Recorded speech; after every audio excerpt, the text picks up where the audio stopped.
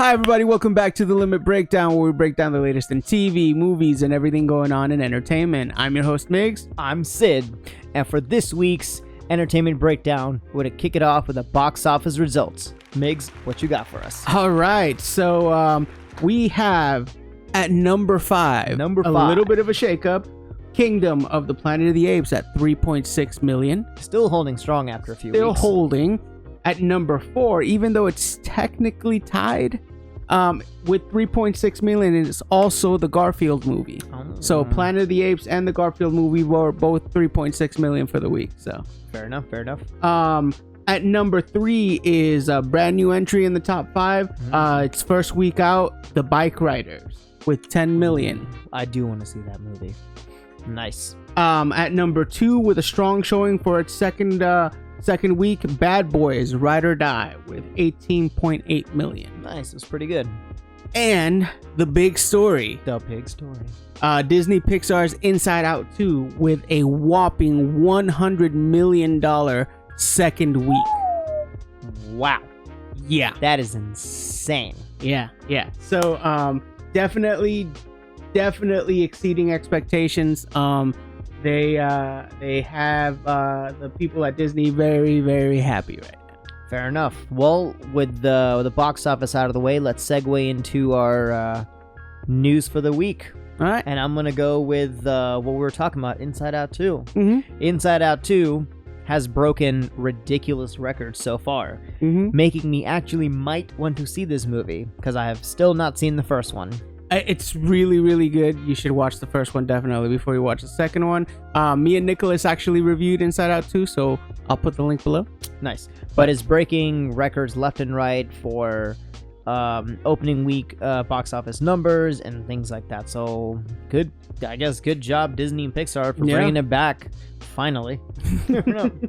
I'm going to kick it off with some other news. All right.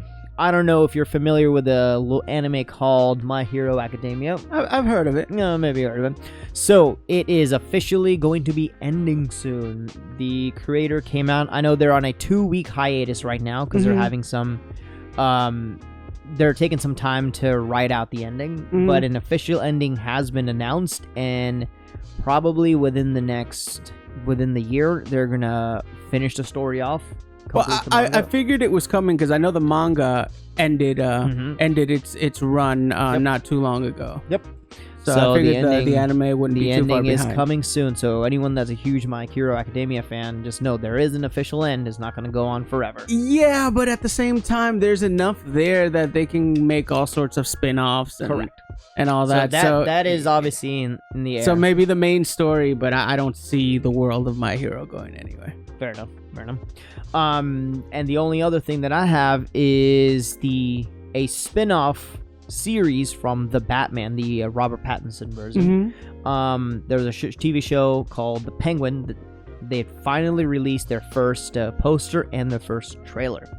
So the first trailer of The Penguin has been released. That's going to be on Max, right? That's going to be on HBO Max. Yeah. His name. But so The Penguin, starring Colin Farrell, series. The trailer just got released. So yeah. Oh man, I have to check that out. Yeah, it looks pretty good. It's based on the Robert Pattinson Batman universe. Correct. So the Robert Pattinson, the Batman, Pattinson or Pattinson. I can't speak. My right apologies to Pattinson. I can't speak right now. All right, that's all that I got. What you got? I actually have quite a lot. Oh no! I was prepared this week. I'm excited. All right, bring it on. So, the new Karate Kid movie just wrapped filming. It's set for a spring 2025 release. Wait, you said done filming? Yes, they are done filming. And it is somehow going to tie together the Jackie Chan, a Karate Kid movie, and the original Mr. Miyagi and Daniel LaRusso, including Cobra Kai. Interesting. And then, of course, the next season of Cobra Kai on Netflix, or the final season of Cobra Kai, is also going to be premiering next year in 2025. So it's going to be a marquee year for the franchise because it's going to be both a theatrical release and the final season of the basically series that brought them back into the main fold. Nice. I did not. Mhm. I have not continued after season 2. Oh, dude, it's so Fair it's enough. So yeah, so this one's a little bit more of my own personal interest, but there was a series called Orphan Black. It was on the BBC, and it starred Tatiana Maslany, more popularly known as She-Hulk. She was the actress that played She-Hulk in the Disney Plus series for Marvel. But before that, I knew her from Orphan Black. The series completed. It was actually really, really good. You can actually catch it now on AMC Plus. Okay. They are doing a spin-off series. And the spin-off series premiered yesterday, the 23rd, on AMC Plus, and it stars Kristen Ritter, who you may know as Jessica Drew from Jessica Drew from Marvel's Alias. No. Okay, well, she Is it still called Orphan Black? It's called Orphan Black Echoes. Echoes. So it's a new spin-off series starring Kristen Ritter. So definitely check it out. You might also know Kristen Ritter from the Bee in Apartment 23. I think that's what it's called. It's a funny series. Heard the name, but I don't know where. Yeah, no. I mean, she's done a lot of stuff, but it's pretty great. And then the other movie news that I had, movie/TV news, is Eddie Murphy. They just did the red carpet premiere for Beverly Hills Cop Axel F. The 4th movie in the Beverly Hills Cop franchise. The last movie, Beverly Hills Cop 3, premiered 20 some odd years ago. It's been a hot minute. Damn. But this one's going straight to Netflix. It's coming out July 3rd. And right around the corner. I'm actually really excited about it. I'm a huge fan of the Beverly Hills Cop franchise. It was supposed to be a TV series at one point. I don't know what happened in the development of that, but they ended up axing it, and then it went into just a sequel for Beverly Hills Cop in itself, and they got quite a few of the original cast to come back. Nice. So that's coming out July 3rd on Netflix. Nice. I'm gonna look forward to that. Yep. All right. The next bit of news that I have is video game news. Video game. This past week on June 18th. There was a little event for us Nintendo nerds known as a Nintendo Direct. Now, there was a lot of anticipation and a lot of hype for this as soon as it was revealed that there was going to be a Nintendo Direct. I don't know how familiar you are. Nintendo doesn't generally promote when they're going to do their directs. Their directs are typically their announcements of what games are going to be coming out, anything significant going on with Nintendo that they're going to be pushing forward. So the big hype is because, the Nintendo Switch is going on its 9th year of its life cycle.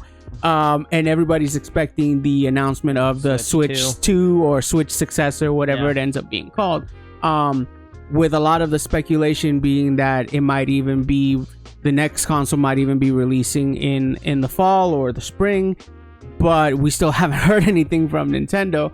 So when it got leaked by Among Us of all places, Among Us leaked some information saying that they were going to be announcing something at the next Nintendo Direct. So that led to the announcement of the Nintendo Direct. But anyway, I said all of that. No announcement for the Switch 2. But they did announce what I think are some pretty exciting upcoming games. New games. Mario and Luigi Brothership, which is a new entry in the Mario and Luigi series. So like the way Mario games kind of go is, they each kind of have their own entry. So there's like the Paper Mario ones, there's the Super Mario Bros, which are your more traditional Mario games, and Mario and Luigi had the title, there was like Mario and Luigi time adventures. They've had several different entries in this particular style of games, and it's more of a RPG Gotcha. Style of Mario game than a platformer. But the newest entry was announced, and what makes this noteworthy is it's the first time this particular franchise has been on a home console, which is the Switch. Because typically these games are only released on handhelds. So previously it'd been on like the Game Boy Advance and the Nintendo DS. Fair. You'll be excited about this. Ooh, bring it on. Super Mario Party Jamboree, which is the newest entry in the Super Mario Party. I heard about this and I am so excited. But tell us more. Yeah, so they are bringing what I can only describe as it's pretty much going to be an online Mario Party battle royale. Yep. So with better maps. Yes. So it's supposed to have a bunch of new maps. It's supposed to have over 100 mini games. So a lot of the Mario Party community is pretty excited. And the best part about it is 20 people can play at one time. Yep, online. 20 people. Yep. In one game. Can you imagine how insane that is? It's gonna be great. Oh my god. It's gonna be great. It's gonna be great. The next game, and I know you'll be excited about this one as well, is The Legend of Zelda: Echoes of Wisdom. Which is actually about... You'll be playing as Princess Zelda instead of Link. A Legend of Zelda game about Zelda. Yeah, it's crazy. It's crazy, but it looks to be kind of in the same animation style as Link's Awakening, the remake that they did not too long ago. Yeah. But it's a new entry in the Legend of Zelda series that people weren't expecting. Nobody knew anything about it. So I'm excited for it. Those are the main ones that I'm kind of excited for. They also finally announced Metroid 4. I was never really excited for Metroid 4. I know some people are. It's kind of a big deal for some people, so that got announced too. It's a good platformer. Yeah. So. Okay. The last one that I'm going to mention is kind of a little bit of a funny one, because it has a tie to South Park, of all things. But it is Hello Kitty Island Adventure. And Hello Kitty Island Adventure is basically Animal Crossing meets Sanrio. So, So Animal Crossing, the game that took everybody by storm right as the pandemic hit, everybody was playing, and I personally logged in about probably like 600 hours into that game. I know Kimber probably has over 1,000 hours on that. Like it got real, but it's Animal Crossing with Sanrio, Hello Kitty characters or whatever. The thing about it having a South Park connection is I don't know if somebody in the development team thought it'd be funny, but there was an episode of South Park where Butters was getting made fun of because he would say that he was playing Hello Kitty Island Adventure, was at the time was a game that did not exist. And so they would always be like, hey, what are you doing? But it's always just like, oh, I'm just playing Hello Kitty Island Adventure, da da da da da. So now they even asked the creators if it had anything to do with South Park, and they said that they had no idea that name was even related to anything. So I don't believe in coincidences like that. But hilarious. I wish they could, if they do like a little Easter egg in there, that'd be hilarious. Like so I know for a fact that when the game comes out, somebody at South Park is gonna pick that up, and they're gonna be like, "Oh, I finally got my copy of Hello Kitty Island Adventure." That'd be hilarious. That'd be pretty funny. But yeah, that is all that I have. Oh, yeah. That's all the Migs has. Well, let us know if we missed anything that you want us to tell us about in the comments below. And as always, don't forget to hit that like, comment, subscribe. Helps us out in the algorithm. Let us know if you agreed with everything we said, if you hate us, if you love us, if anything you want to tell us. We appreciate the feedback, and we will catch you next time with some more content.